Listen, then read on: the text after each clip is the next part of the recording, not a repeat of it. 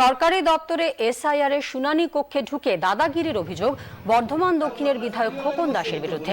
জেলা শাসকের কার্যালয়ে এসআইআর শুনানি চলাকালীন সরকারি আধিকারিকদের কাছে শুনানিতে আসা ভোটারদের নথি নিয়ে প্রশ্ন তোলেন তিনি। তার অভিযোগ, শুনানিতে ডেকে সাধারণ মানুষকে হয়রান করা হচ্ছে।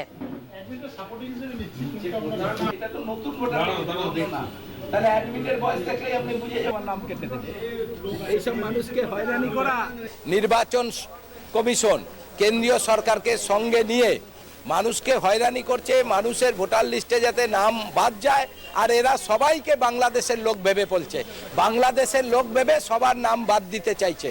আমরা আছি, যে কোনো মানুষের যা যা অসুবিধা হবে আমরা আধিকারিকদের সঙ্গে কথা বলে গেলাম।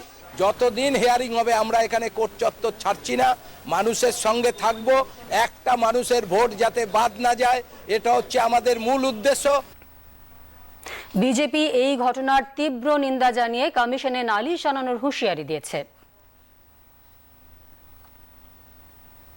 বর্ধমান দক্ষিণের বিধায়ক, তৃণমূল কংগ্রেসের ডাকাবুকো ব্যক্তি যিনি খোকন দাস, তিনি আজকে এসআইআর এর কাজকে প্রভাবিত করার জন্য সরকারি দপ্তরে ঢুকে যারা আজকে এসআইআর এর কাজ করছেন তাদেরকে কোথাও চমকানোর চেষ্টা করছেন।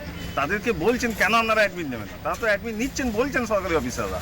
ওনার যদি প্রকৃত কোনো অভিযোগ থেকে থাকে তাহলে এই শুনানি পর্বে উনি সেটা লিখিতভাবে জানাতে পারেন, কিন্তু যারা সরকারি কাজ করছেন তাদের উপর একটা প্রভাব বিস্তার করা, তাদেরকে ভয় দেখানোর যে প্রবণতা, বাহুবলী নেতা হিসেবে নিজেকে পরিচিত করা এবং এলাকার সরকারি আধিকারিকদেরকে ভীতি প্রদর্শন করার উদ্দেশ্যে যেটা করেছেন, আমরা বিজেপির পক্ষ থেকে তার তীব্র ধিক্কার জানাচ্ছি।